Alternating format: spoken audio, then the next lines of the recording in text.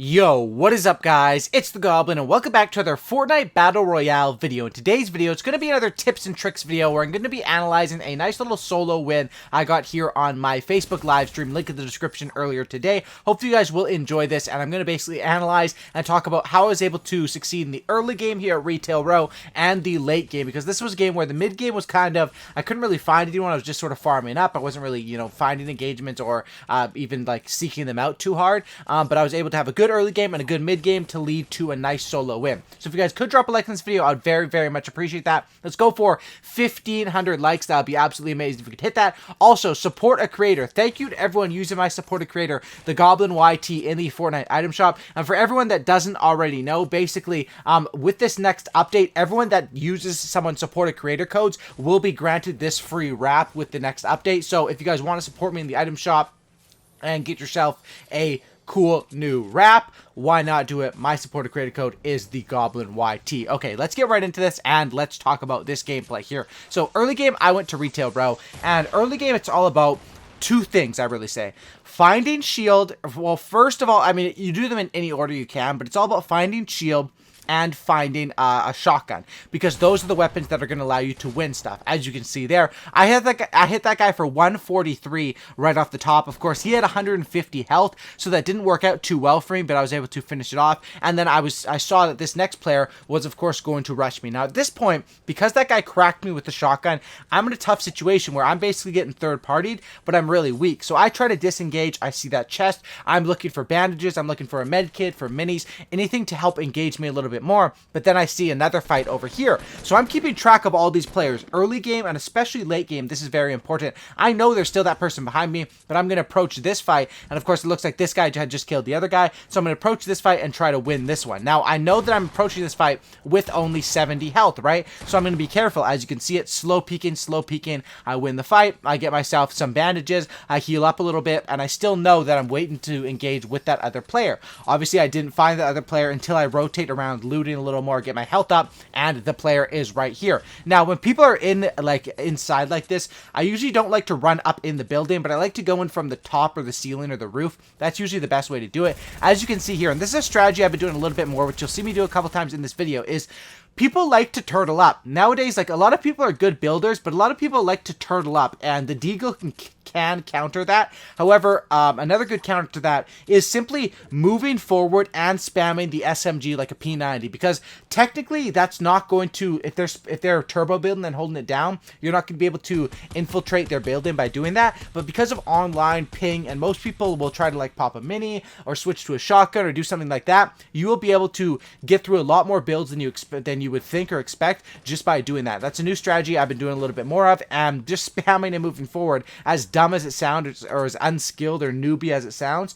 actually does work when you do have the pressure on people. Right here I make a move, right here get the shots in on the player, and then go to the SMG. That is a pretty standard move right there, and that's still like the thing with like most of the time, I'm set with what I like in my inventory, but there still is a question between the Deagle and the P90 or an SMG, because the facts are the Deagle will help you in a build fight, and it can help you with like medium range as well. SMGs are virtually useless at anything other than close range. However, the cool thing about an SMG is after a big shotgun shot, you can just spray them down, and you can spray down builds and other stuff like that as well. So I think it really is up to personal preference, and that's one thing where a lot of people still like the tac shotgun. I really think that if you want to be competitive, especially late game, you need a pump shotgun, especially in these build fights. You don't really see too many people with tacs late game doing well, because if they try to approach you and spray you down with that tac, you can just take them out with the pump. But the Deagle and P90 debate, or like the AR heavy AK like I have right now, versus the Scar or the silence versus unsilenced, those are all ones that either way can still work out, and it isn't that big of a deal either way, as long as you're comfortable with what you're using. So at this point in the game, I realize I'm in a pretty good spot. 5 kills so far, 20 people left. I'm going to take my time and I'm going to farm up. And that's what I do. And as you guys see, when it picks up, look at me right now. When I cut the gameplay, my mats are a lot more. And at this point in the game, this is where it gets to sort of the end game. And this is where you'll see how I play. Because the mid game, like I said, there wasn't too much action. I found like that one engagement down there in Dusty Divot. But this is more the end game. 6 people left. I only have 5 kills at this part, which I guess isn't that low. I'm going to add some more here in the late game, of course, which early game and late game are the best ways to add kills. right here, this guy, of course, I get above him, I edit down, he ends up dropping, and this is another one where I get some damage in on him, and I just put the pressure on, spraying with the SMG, trying to keep up with him, spamming everything as much as I can, and eventually it kind of does work out. He does sort of escape, but I've already hit him for like 100 or so damage, and when he tries to approach me again, spray him down with the rest of the SMG. So you can see here that SMGs are useful for maybe more than just being a switch out from a shotgun like a lot of people use them as. I think that there's a lot more utility in the SMG, and of course overall probably the Deagle has better utility, or definitely has better utility, but when it comes down to utility, convenience, and with the Deagle you actually have to trust your shot. If you're going shotgun, Deagle, close range, if you miss that Deagle shot and that shotgun shot, or even one of them, that could screw you over. If you miss your first 5 bullets out of the P90, you still have 35 more to spray, and you see where the difference sort of lies there. So right there at this point, I wanted to go up to that mountain to get the high ground control. I know I had 2 jump pads, so if I wanted to disengage from that mountain, that would be no problem. Of course, so I run up there, I win 1 engagement, and then I have to rotate to the next storm. And the amount of or not the next storm, but away from the storm to the next zone. The amount of mats that I have, and I almost have a perfect inventory at this point. Gold AK, my favorite assault rifle, my favorite shotgun, my favorite SMG. The only thing that I could recommend differently here is maybe something better than that 50 pot. I could have 3 50 pots, or like an RPG or a noob tube grenade launcher, because it's down to the last 4 people. And right here, basically, I'm trying to decide, do I want to go up on that mountain because I know there's players up there? And right here, I actually run right by the last player that I killed in this game. Was actually like a really newbie or beginner player, and I run like right by right here, and you can sort of see them at an angle. I'll show you guys in a second here, because I guess that player was like a new player sort of waiting for a snipe hiding behind a tree. But basically, that's where at this point I'm like, going up on that mountain, I can get that position, but there's a chance the zone could not be on that mountain as well. So that's why I'm like, I'm just going to chill, wait 40 seconds, and this is you have to make the decisions like in what you want to do. Now, when I was about to chill, I realized, okay, I hear someone gliding, or not gliding, but taking the zip line. I look up and get some big damage in there. That was an 89 hit, and that's why the AK is so deadly. Another player is also up there, so I'm getting more hits, and you can see I'm keeping track. 4 players means there's 3 enemies and me.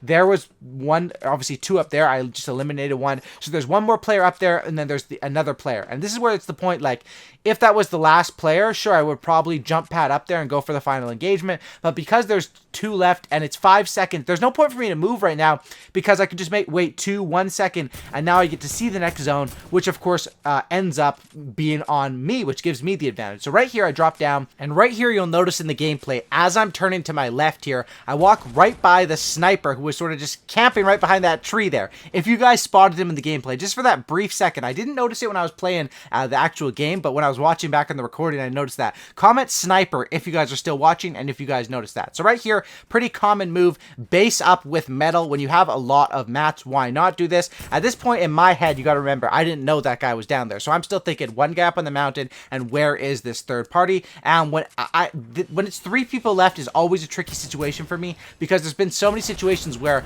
I'll be stuck in the middle just due to bad positioning, or sort of bad luck, or bad positioning on my part, or, you know, just different scenarios will put you in that, not having to jump pad, or both players will jump pad, you won't, so you have to do it manually, you'll waste mats. So being in a good position late game with 3 people left, you either want to isolate both those fights, or you want to ideally third party, or wait for them to fight it out and then fight that last one. So basically what I'm doing is I'm just absolutely chilling here. I realize this guy has to make this rotation. I mean, look at the storm. Playing the storm to your advantage is so key late game, and so many people just are always like, oh, if the storm's not on me right now, I'm good. You need to think a step ahead, or multiple steps ahead ultimately, if you want to get more solo victory royales. It's so important. See, look at this guy now. He's in such a bad position, and even if I'm missing shots right here, open shots, it doesn't matter, because he's just in such a really, like, it's just a matter of time. I hit my shot, he's eliminated, and this is where it's a 1v1. So in this point, I'm basically just going to sit up here. I'm going to wait till I can isolate the target or see the next target.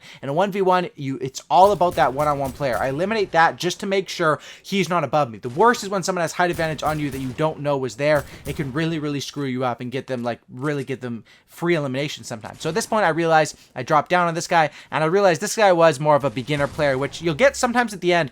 Most of the time at the end, it's been a decent player for me lately, but this was one of the first times in a while it was someone that looked to be a complete beginner player, and I was able to get the elimination. Hope you guys did enjoy the video. Hopefully this did help you guys out. As you can see, without too much mid-game action, a decent drop at retail, a few kills early game, I think 1 kill mid-game, and then a few kills late game, and I ended up with a nice 9-kill win with only taking 179 damage. Pretty good game. Hope you guys did enjoy it. Drop a like if you guys could on this video. Subscribe to the channel if you guys are new, and I'll see you guys in the next one. I'm out. Peace. And remember to use my supporter creator, the Goblin YT. Thank you guys for so much for all the support. It's absolutely amazing. I'll see you in the next one. Peace out.